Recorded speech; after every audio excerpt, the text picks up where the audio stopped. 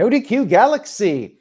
We are live with a recap of Monday Night Raw for September 16th, 2024. We have WWE's Bad Blood Premium Live event. Things are heating up. Bad Blood on October 5th, less than a month away. We kicked off Monday Night Raw with the arrival of CM Punk. The camera followed CM Punk all the way to the ring. Punk had a very different tone from what we've been seeing from him, even in recent weeks. He was beat down by Drew McIntyre 2 weeks ago. He said that he has way more matches left than people might think. He said that Hell in a Cell is the only way to end things with Drew McIntyre. He said that he honestly has no Hell in a Cell matches left in him, but he's doing it because the devil in his heart told him to do so. He said he cannot promise he'll kill Drew McIntyre, but he promises to make Drew McIntyre bleed, and McIntyre will have to kill him to win the match. Punk said he is prepared to die, but is Drew McIntyre prepared to die? Punk finished the promo by saying that he will see CM Punk in hell. I thought this was a great promo, very serious tone from CM Punk. Well done.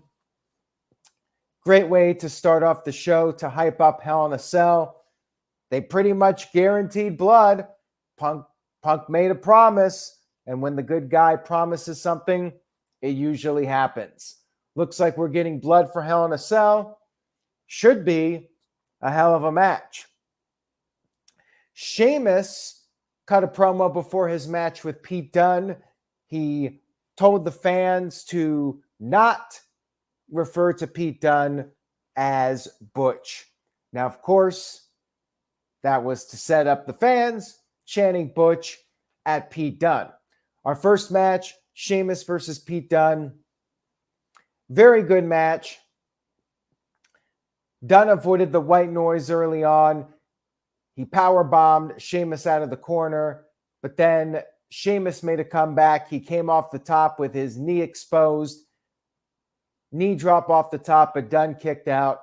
And then Sheamus gave Pete Dunne this avalanche power slam, which Dunne was able to kick out of. Sheamus did like 18 beats. But then Sheamus was, I guess, outsmarted by Pete Dunne because Dunne grabbed his shillelagh. Sheamus caught him, was going to use it, but the referee took it away. And as the referee was getting rid of the weapon, Pete Dunne had a cricket bat that he hit Sheamus with and then got the 1-2-3 victory. Very good match. Pete Dunne picks up a win with some dirty tactics. Now, I wonder if we're going to get like a cricket bat on a pole match or a shillelagh on a pole match. I could see WWE doing that type of match in the future, but right outcome here to keep the feud going. Pete Dunne needed a win. He's coming off a couple of losses. He cheats to win. It was very good. Backstage, we had Jey Uso meeting up with Damian Priest and Rhea Ripley, and then Xavier Woods came in, and Xavier had a request. He did not want them helping New Day in New Day's title opportunity against Judgment Day. He said that Kofi and Xavier wanted Judgment Day alone. They wanted to beat Judgment Day without any help.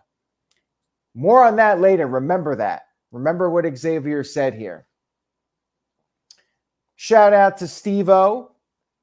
Happy birthday, Steve-O. I'm not going to sing for you, but I appreciate you stopping by. We had Jey Uso. Actually, I already said that, so never mind. Backstage, we had The Miz talking with Braun Strowman. And Miz felt a little bit insulted by Braun Strowman's comments, and Strowman just had to make it clear that sometimes it takes a monster to beat a monster in Bronson Reed. But yeah, Miz seemed a little bit offended by that, and maybe this is going to lead to something. We'll have to wait and see. We had Natalya, who returned last week on Raw, versus Zoey Stark of the Pure Fusion Collective. This was probably the low point of the show.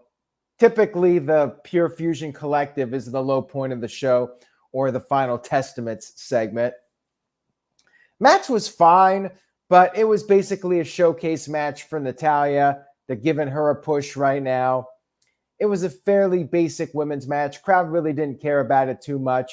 They traded a few near falls, and in the end, Natalya got the win. At least it was a clean win. We didn't have the interference from anybody. It was just a straight up match. Natalya won. We move on to whatever they have next week. There you go. Skippable, though. Backstage, Finn Balor confronted Rhea Ripley, said that she's just as bad as Damian Priest. She only cares about herself. She was a factor in Balor not getting the world title last year. And Rhea responded by saying, you know what? If Priest and her are the bad people, then she's going to show them just how bad they can be. And then Balor revealed that he was the devil on Dominik's shoulder, telling Liv Morgan, or telling Dominik Mysterio to get with Liv Morgan. Jey Uso then came in and wanted to know if there's a problem. And at that point, Finn Balor left. And of course, we got Jey Uso and Rhea Ripley being a little flirty with each other.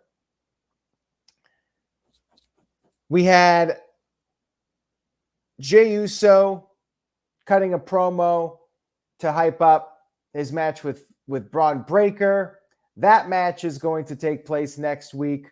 But before he could really say too much, we had an interruption from Bron Breakker, the Intercontinental Champion. Breakker came into the ring.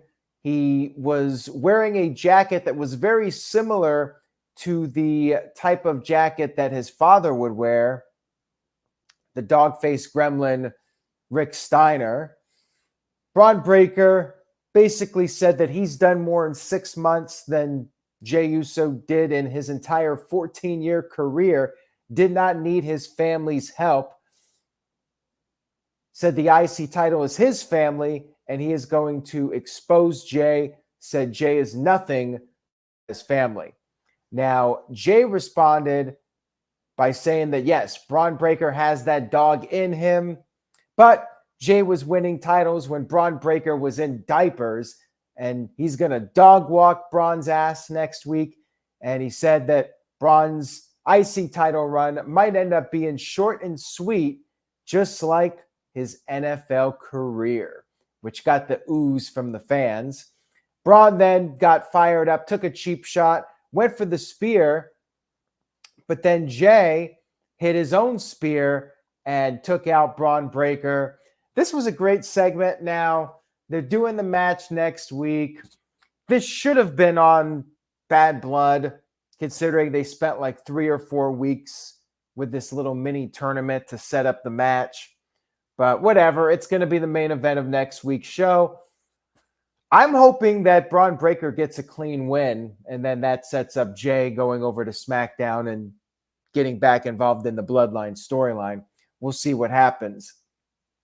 But this was a really strong segment. I love the NFL line. I thought that was a good line from Jey. And Bron did well on the mic too.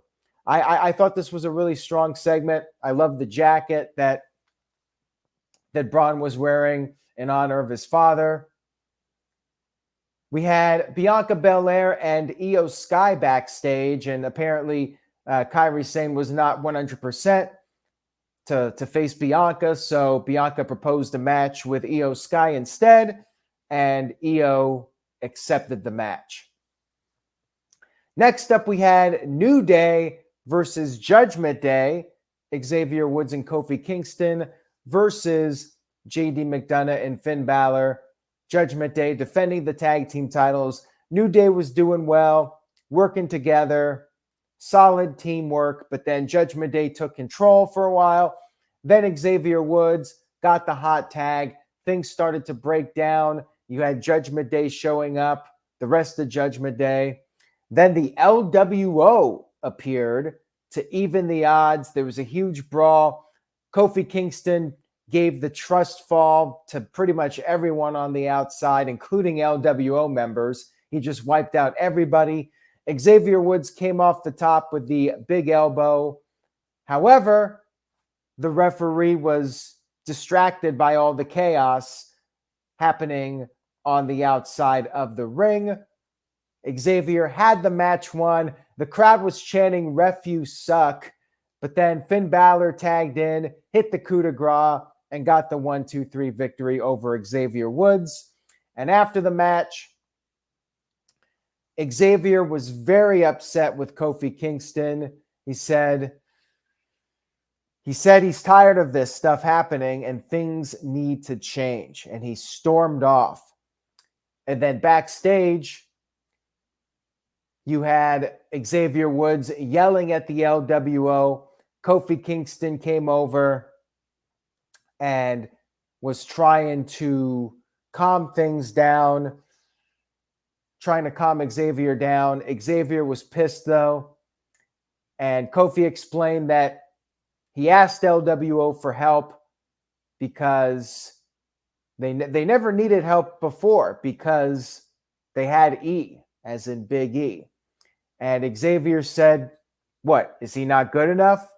Xavier said he doesn't know what the hell is going on anymore and just walked off on Kofi Kingston again.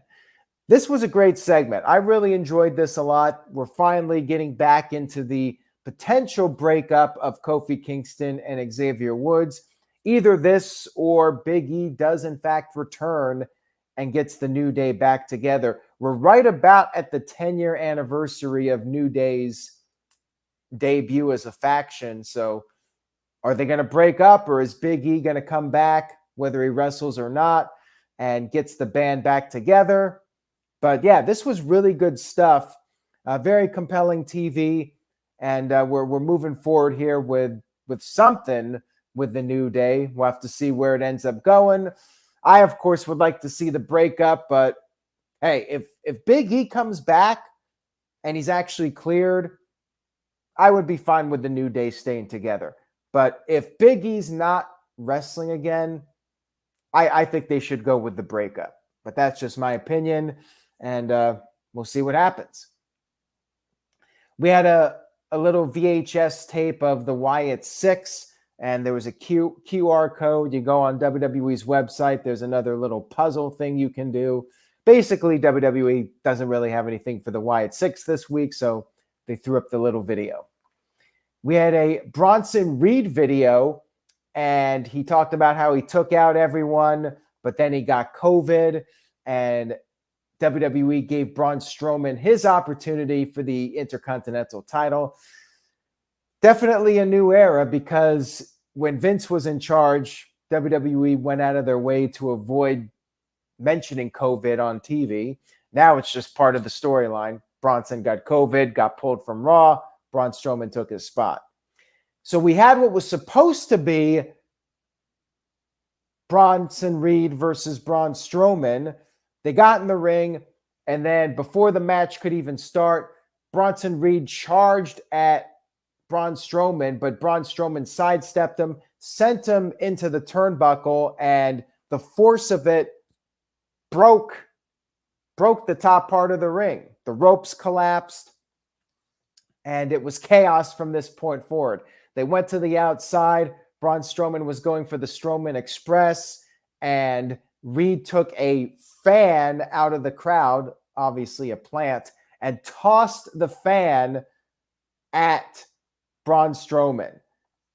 Strowman was able to recover from this and then tackled Bronson Reed through the barricade.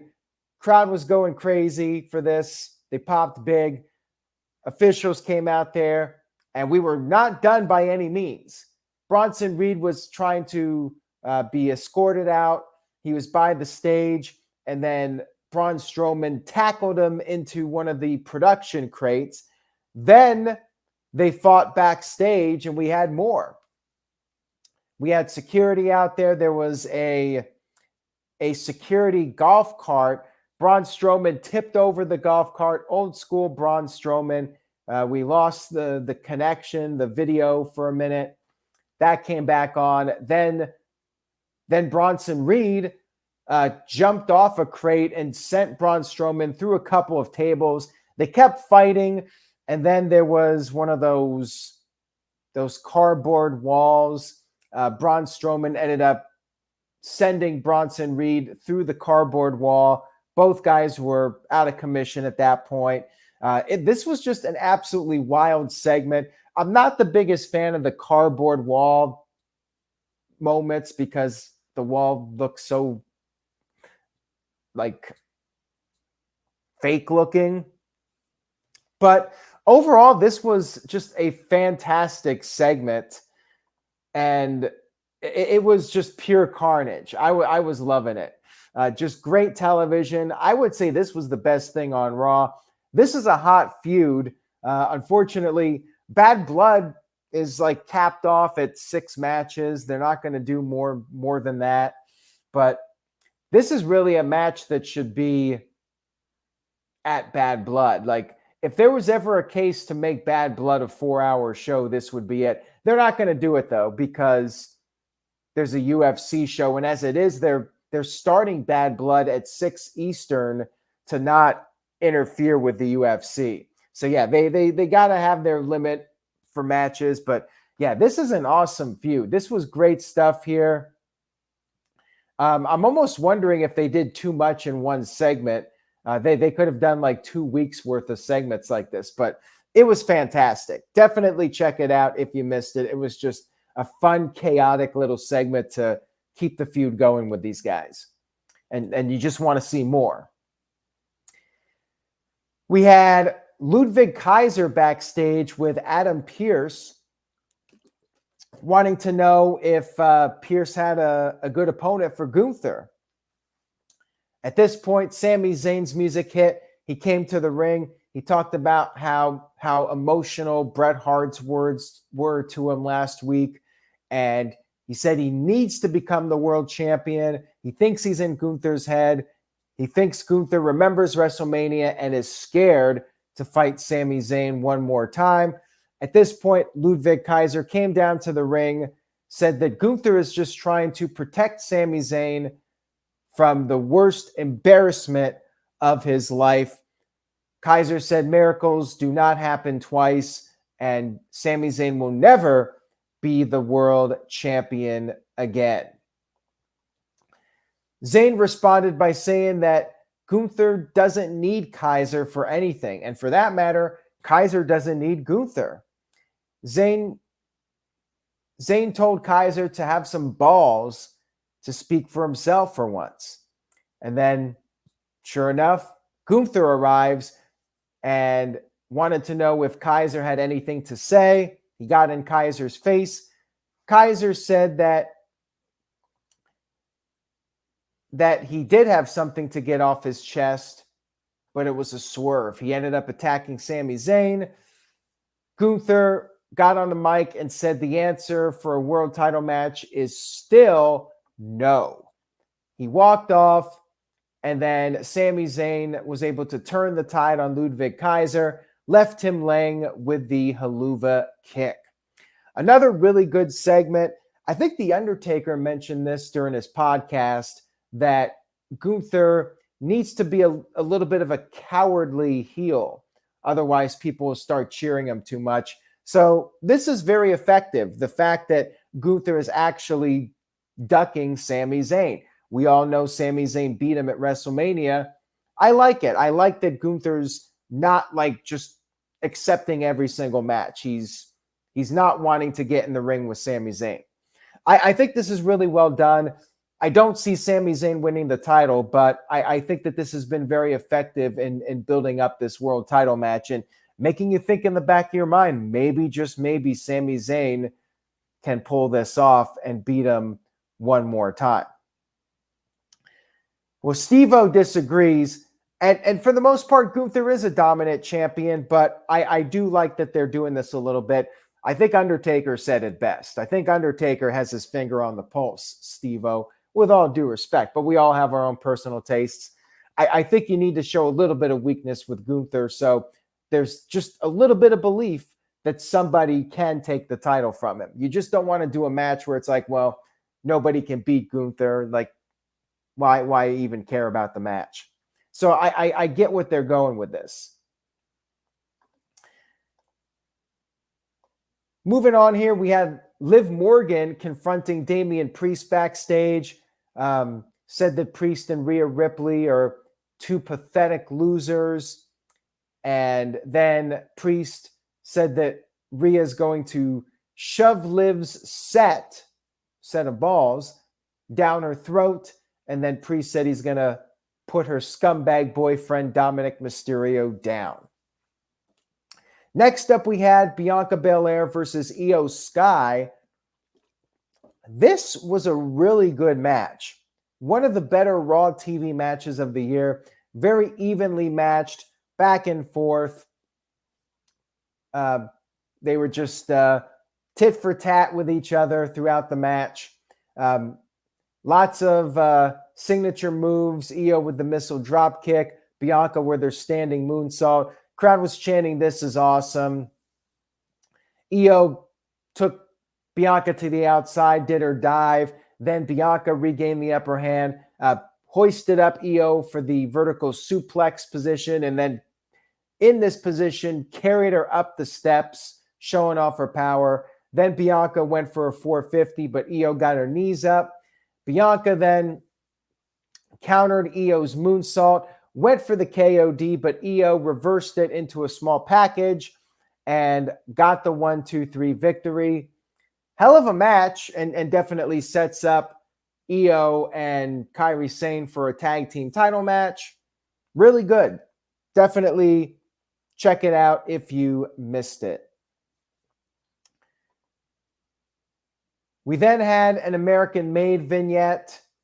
They're done with the 5150 freaks, as Ivy Nile put it, and they're going to bring Honor back to the wrestling ring. So I guess American-made, after losing to the Wyatt Six, they're moving on to something else. Don't know what's next for them, but yeah, just to remind everybody they're still around.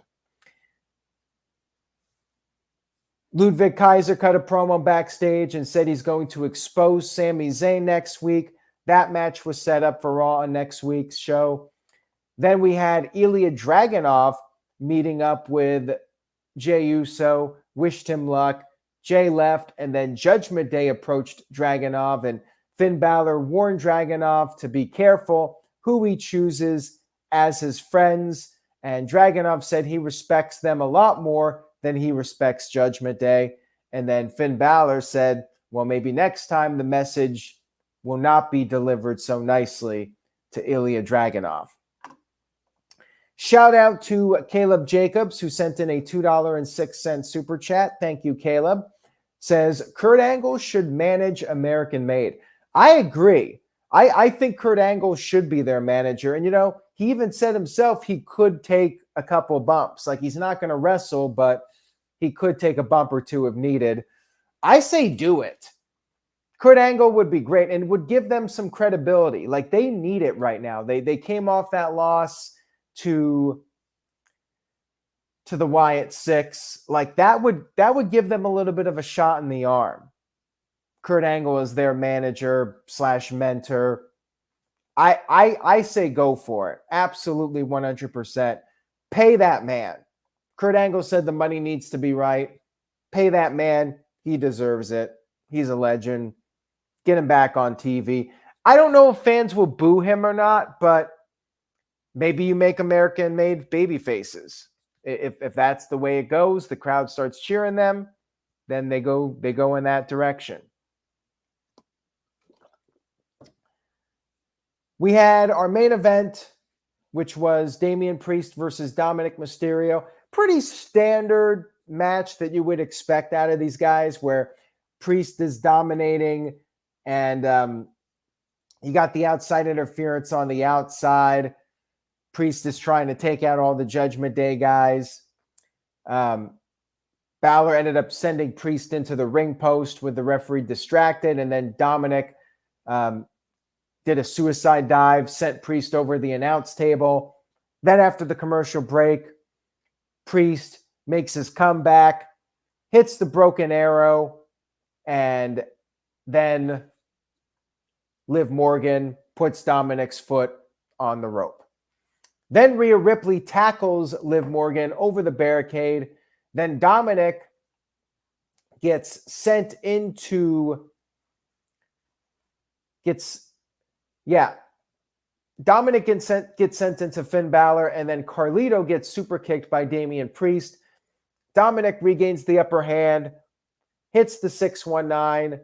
Priest avoids the frog splash, hits the South of Heaven, and gets the 1-2-3 victory. No surprise here. Damian Priest, as Jerry mentioned, not losing heading into his match with Finn Balor. He gets immediately attacked after the match. Rhea Ripley gets thrown into the steps by Liv Morgan, but then Jey Uso runs down to try and make the save. However, he is cut off. He is speared by Bron Breakker. So we set that match up for next week. And then Liv Morgan hits the Oblivion on Rhea Ripley. And then Finn Balor lays out Damian Priest with multiple coup de grace. Just, I think maybe 3. He definitely hit 2. And then they were celebrating, and Raw went off the air. Strong angle to close out the show, giving the heels some serious heat heading into the upcoming matches. Shout out to Michael, who sent in a $2 super chat. Thank you for that. The No DQ&A video email is nodqmisc@gmail.com. And I am coming back with a new one this Thursday at 8 p.m. Eastern. It's been about a month now. We're overdue for a new No DQ&A video. So send in your questions, nodqmisc@gmail.com.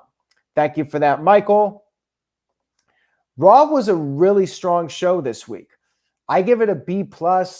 It felt like there were a few points where there were segments we didn't need, a little bit of filler, but not too much. This would have been like a perfect, if this was just a 2-hour show, like this would have been an A-tier Raw. So that's one advantage to having the shorter show. You cut out a little bit of the filler, but all in all, really strong show. Lots of good segments. The promos, CM Punk, Gunther, Sami Zayn, those promos were very entertaining. And you had some quality wrestling. The Sheamus match with Pete Dunne. You had the Iyo Sky, Bianca Belair match. I very much enjoyed Raw. Raw's momentum continues. Commentary was good. I had no issues. Joe Tessitore, I think he's already coming into his own, and I think he was energetic at the right times. And yeah, I had no complaints. I think he's already made solid improvement in just the past 2 weeks. Building Nexus sent in a $2 super chat. Thank you for that. I appreciate it. Says, notice how the LWO hasn't helped Rhea Ripley and Damian Priest yet. Yeah, that is very true. Maybe they need to just be asked. Kofi Kingston asked for help. Maybe all they need to do is ask, or maybe they have too much pride to ask the LWO for help. But yes, we have not really seen Rey Mysterio doing too much to help out Rhea Ripley and Damian Priest. Michael sent in a $2 super chat. Thank you for that, Michael. And CC Drink, my sympathies to you and your brother. Sorry to hear about that. Michael sent in a $2 super chat.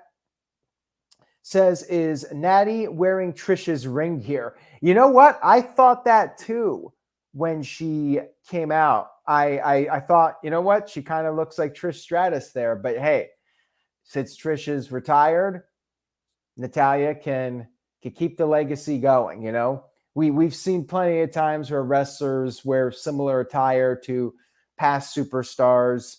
It happens often, but yeah, it definitely reminded me of Trish's ring gear. So thank you guys for tuning in tonight. I hope you enjoyed the recap. If you did, please give the video a thumbs up on YouTube and spread the word about the NoDQ.com YouTube channel. I will be back for Dynamite Wednesday night. Tune in for that. And then, like I said, No DQ&A video this Thursday night, 8 p.m. Eastern, 5 p.m. Pacific. Buy a shirt, NoDQ.com/merch. Say yes to NoDQ.com, and I will see you all next time.